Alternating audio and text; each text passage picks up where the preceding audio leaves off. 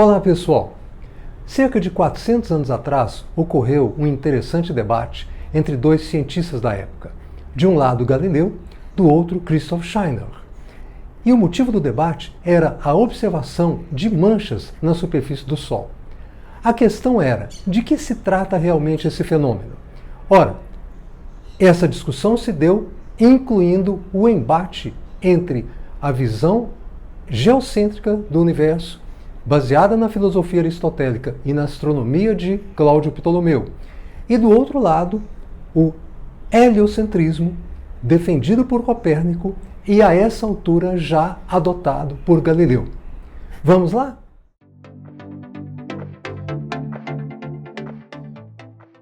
A primeira referência às manchas solares que temos é no I Ching, que é um livro oracular da China antiga.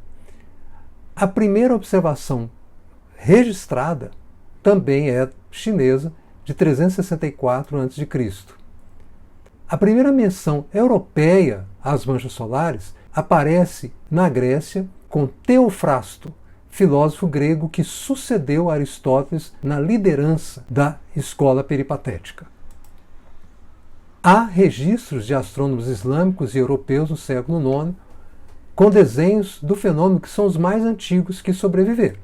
Kepler, em 1607, observou uma mancha solar, mas da mesma forma que alguns observadores anteriores, acreditou que estava observando o trânsito de Mercúrio. Veja, todas essas observações foram antes do aparecimento do telescópio. Elas eram possíveis em situações, por exemplo, quando o Sol está próximo do horizonte ao nascer ou ao se pôr, em que há uma camada de atmosfera atenuando o brilho e você consegue olhar diretamente para o Sol sem uma lesão grave dos olhos. Mas não recomendamos que você faça isso. Qualquer observação do Sol deve ser feita com a proteção adequada. Mas aí vai surgir o telescópio.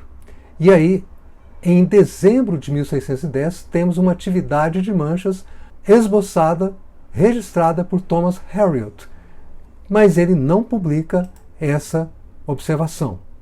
Em 1611, Johannes Fabricius vê manchas e publica um livreto intitulado Manchas Observadas no Sol. Mas Galileu não vai ter conhecimento dessa publicação antes de escrever as cartas sobre as manchas solares, que é o seu grande trabalho sobre esse tema. Entre 1611 e 1612, temos as observações de Scheiner, que vai se tornar o adversário de Galileu e do qual vamos falar mais nesse vídeo. Justamente através das publicações de Scheiner, Galileu é motivado a fazer seu trabalho sobre as manchas solares entre 1612 e 1613. Scheiner descreve as suas observações para Mark Velser na forma de 3 cartas sobre manchas solares. Ele utiliza um pseudônimo, Apelles, porque não deseja envolver a Igreja ou a sua ordem num tema polêmico, já que a observação de manchas no Sol é algo que vai contra o modelo aristotélico do universo e contra a astronomia ptolemaica. Velser é um banqueiro alemão, bastante interessado em ciências e com muitos recursos. Ele resolve publicar o trabalho de Apelles ou de Scheiner e distribui para sábios da Europa, dentre eles o nosso Galileu Galilei. Isso vai iniciar uma correspondência entre os dois, mediada por Velser. Galileu escreve 2 cartas respondendo às 3 primeiras de Scheiner. Este responde com mais 3 cartas, sempre por intermédio de Velser. E Galileu escreve mais uma carta contra-argumentando as ideias de Scheiner. Galileu tenta a publicação do seu trabalho por Velser, mas esse diz a Galileu que não bancará essa publicação devido ao preço elevado que ela lhe custará, principalmente por causa da publicação de figuras que Galileu colocou nas cartas, figuras detalhadíssimas, que serão custosas para impressão com os recursos da época. Mas, para amigos, Velser acaba revelando que fica temeroso de publicar as cartas de Galileu em razão do tom polêmico e ácido, principalmente da última carta. Aí Galileu consegue que um amigo, o fundador da Academia dos Linces, a primeira sociedade científica de que temos conhecimento, Federico Chesi, banque a publicação, mas este só o faz depois que essas cartas passam por uma censura, por uma revisão por censores da Inquisição. E Galileu é então obrigado a fazer algumas alterações. Por exemplo, há um momento em que ele diz que foi levado a defender a teoria de Copérnico pela bondade divina, mas aí ele tem que trocar essa expressão por ventos favoráveis. Também faz algumas referências bíblicas, algumas citações bíblicas, e os censores pedem que ele extirpe da obra essas citações bíblicas. Com essas alterações, Federico Chesi faz a publicação e temos aí mais uma das grandes obras de Galileu, Cartas sobre as Manchas Solares. Scheiner tinha feito as suas observações com um aparelho que ele desenvolveu, chamado helioscópio, que consiste essencialmente numa luneta colocada num local escurecido. A luz do Sol entra por um pequeno orifício, chega a essa luneta e a imagem do Sol é projetada nesse anteparo. E aqui Scheiner, com esse dispositivo, desenha as características que vê. Já Galileu faz as suas observações de forma semelhante, mostrada aqui neste vídeo que está disponível no Museu Galileu. Ele coloca essa luneta num quarto que foi escurecido, a luz do Sol entra por uma pequena fresta entre as cortinas, a imagem do Sol é projetada num anteparo onde existe uma folha para receber essa imagem. Esse dispositivo é protegido por uma estrutura que aumenta o contraste. Previamente, Galileu tinha desenhado uma circunferência com um compasso e esse anteparo é aproximado ou distanciado da luneta para que o tamanho da imagem do Sol coincida com a circunferência desenhada. Em seguida, Galileu desenha as manchas diretamente nessa folha de papel. O desenho que ele obtém para que reflita a posição correta das manchas é invertido da forma que vocês estão vendo no vídeo, e é dessa forma que ele é impresso e publicado nas famosas cartas sobre as manchas solares. Scheiner vai argumentar que as manchas são satélites do Sol, fazendo uma analogia com os satélites de Júpiter que o próprio Galileu tinha descoberto. Para Galileu, as manchas são reais, não são ilusões de ótica. Com isso, a Perles concorda. Elas se movem através do Sol de maneira uniforme e o Sol carrega essas manchas até que desapareçam de vista em sua borda em cerca de um mês lunar. Com essas observações, Scheiner está razoavelmente de acordo. Mas a dificuldade dele com as manchas é de que, na sua visão, o Sol seria incorruptível. É aquela visão aristotélica de que a matéria celeste é formada por um elemento diferente da matéria terrestre, a quintessência, e por isso mesmo não está sujeita às mudanças que observamos na superfície terrestre. Como o Sol é brilhante, nessa visão não poderia ter manchas, daí ele recorrer à ideia de que se trata de satélites. Nós vamos ver então uma representação prática dessas duas ideias para entender como elas podem ser diferenciadas. Para Scheiner, as manchas solares, na verdade, eram satélites do Sol que apareciam quando passavam na frente da superfície do Sol, então, portanto, bloqueavam uma parte da luz solar da nossa visão, e de fato isso era compatível com um dado observacional. Elas só eram visíveis na superfície. Seriam ofuscadas pela luz solar quando estivessem se aproximando da superfície, passando na frente da superfície do Sol, bloqueariam essa luz e depois desapareceriam ofuscadas pela luz solar. Isso batia com as observações. Por outro lado, se fossem satélites, o tamanho delas deveria ser mais ou menos constante enquanto estivessem cruzando a superfície, e também a velocidade aparente dessas manchas devia ser constante ao longo do movimento. Já Galileu acreditava que os dados observacionais eram compatíveis com a ideia de que se tratava de estruturas coladas à superfície do Sol, ou no mínimo muito próximas dessa superfície. De fato, ele dizia o seguinte: ora, quando as manchas aparecem, elas aparecem estreitas, como nesse modelo. Depois vão se tornando mais largas. E voltam a se tornar estreitas quando se aproximam do outro limite da superfície solar. Isso era o que ele observou conforme os seus desenhos, inclusive. Outra característica que elas apresentariam é que a velocidade aparente dessas manchas seria pequena quando elas estivessem se apresentando num dos lados da superfície solar, seria maior quando elas estivessem na parte central da superfície solar, e essa velocidade voltaria a diminuir quando elas estivessem se aproximando da borda do Sol. Também compatível com a ideia de que seriam estruturas da própria superfície do Sol. E ainda, Galileu argumentava também dizendo que as distâncias aparentes entre duas manchas ou outras manchas era pequena quando elas estavam no bordo, aumentava quando elas estavam na parte frontal e voltava a diminuir, repito, a distância entre as manchas voltava a diminuir quando essas manchas estivessem próximas do outro bordo, onde desapareciam. Essas três características eram compatíveis com a ideia de que se tratava de estruturas vinculadas à superfície do Sol ou, no mínimo, pouco acima dessa superfície. Os desenhos de Galileu são realmente muito interessantes e nós vamos ver que ele fez uma observação quase ininterrupta do dia 2 de junho de 1612 até o dia 8 de julho daquele ano. Nessa primeira figura, do dia 2 de junho, você vê aí já a presença de algumas manchas.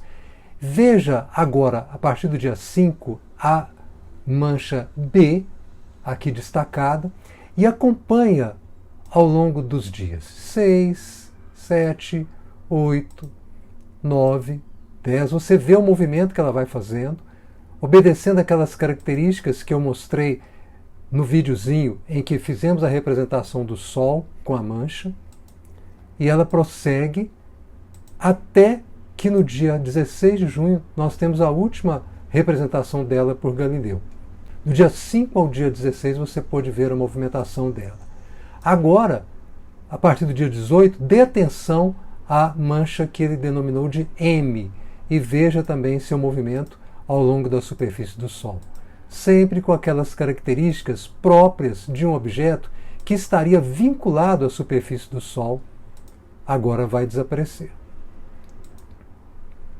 Agora, novamente, outra mancha que ele denominou de B, já aqui na parte central da superfície do Sol, no dia 1º de julho, e aí você tem a sequência de observações até o dia 8 de julho. Nesse momento, Galileu interrompe os desenhos e começa a preparar o texto da segunda carta. Entretanto, surge uma gigantesca mancha, visível até a olho nu, naquelas condições em que nós comentamos anteriormente, com o Sol próximo ao horizonte, com nebulosidade, você consegue enxergar o disco solar sem danificar os olhos, mas isso deve ser evitado, porque o risco é muito grande. Entretanto, Galileu resolve fazer a observação dessa mancha e registrá-la também na segunda carta. Então é essa gigantesca que nós vemos aqui no centro da superfície, captada no dia 19 de julho. Ele teve notícia dela um pouco antes, mas se preparou para a observação nesse dia, depois do dia 20 e depois do dia 21, com essa beleza de anotação e de desenho que Galileu faz. Neste caso, você até consegue verificar que existe aquela região mais clara que nós chamamos de penumbra da mancha solar. A região mais escura é a umbra e a região mais clara a penumbra. Para estender um pouco mais sobre o que foi o debate desses dois cientistas, Scheiner defendia o seu argumento de que as manchas são satélites, invocando o fato de que elas se pareceriam com os satélites de Júpiter. Galileu contraria essa ideia, afirmando que, pelas suas observações, as manchas têm formas irregulares e mudam de forma enquanto se movem ao longo do disco solar, o que não aconteceria com as luzes de Júpiter. Aí Scheiner diz, não, na verdade as luzes de Júpiter também têm formas irregulares e movimento errático. Isso Galileu não pode aceitar. Foi ele quem descobriu essas luzes de Júpiter, ele as conhece muito bem. E o que ele faz? Contra-argumenta, dizendo que as suas formas são fixas e que seus movimentos são regulares e previsíveis, e para provar isso, publica uma previsão de 2 meses de observações das luzes de Júpiter, que podem ser conferidas à medida que os dias se desenrolarem. Então ele fornece uma evidência factual e que pode ser confirmada por quem quiser fazer a observação das luzes de Júpiter nesses 2 meses subsequentes à sua publicação. E Galileu faz uma observação na primeira carta a Apelles que vale a pena ser comentada. Ele começa dizendo o seguinte: Apelles tem uma mente livre e não servil. Ele é bem capaz de compreender o verdadeiro ensinamento. E agora, motivado pela força de tantas ideias novas, ele está começando a ouvir e a concordar com a filosofia verdadeira e sólida, especialmente no que diz respeito ao arranjo do universo. Ora, ele faz essa concessão a Apelles porque Apelles admite que pode haver objetos orbitando o Sol, as manchas, que seriam satélites do Sol. Galileu não concorda com esse argumento, mas reconhece que aí Apelles está fazendo uma concessão à possibilidade de objetos orbitarem o Sol, o que não era previsto na visão aristotélica ou na astronomia ptolemaica. Mas aí Galileu prossegue. Ele ainda não é capaz de se desligar completamente das fantasias que absorveu no passado, às quais seu intelecto às vezes retorna e dá consentimento pela força de um hábito há muito estabelecido. É claro que o nosso Apelles não vai gostar dessas observações. Também temos outro aspecto, que é o seguinte: o fato de que Galileu defende que as manchas são vinculadas à superfície do Sol lhe permite dizer que o Sol gira em torno de seu eixo, já que as manchas têm esse movimento e refletiriam apenas o movimento da superfície do Sol. Isso não era previsto no modelo ptolemaico e agora Galileu pode afirmar que há evidências de que os corpos celestes podem girar em torno de um próprio eixo. E assim não seria tão absurdo pensar que a Terra pode girar em torno de si mesma. Ou seja, Galileu aproveita a ocasião para trazer para o debate uma defesa do modelo de Copérnico. E quanto a isso, Scheiner silencia, não há resposta. E veja ainda que Vênus entra na história. O que acontece? Scheiner diz que as manchas são satélites do Sol. Como nós vimos, seria uma rendição à ideia de Copérnico de que há objetos orbitando o Sol.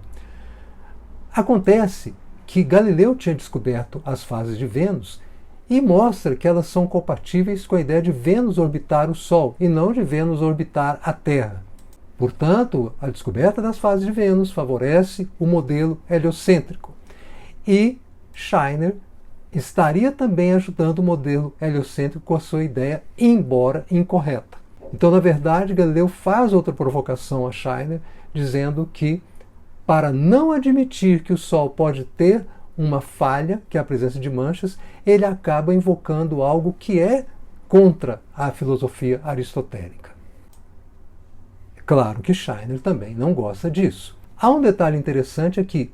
Cerca de 20 anos depois, Galileu vai enfrentar o Tribunal do Santo Ofício por causa do seu trabalho Diálogos sobre os dois grandes sistemas do mundo, em que ele faz uma defesa enfática do modelo copernicano e vai acabar tendo problemas com a Inquisição por isso.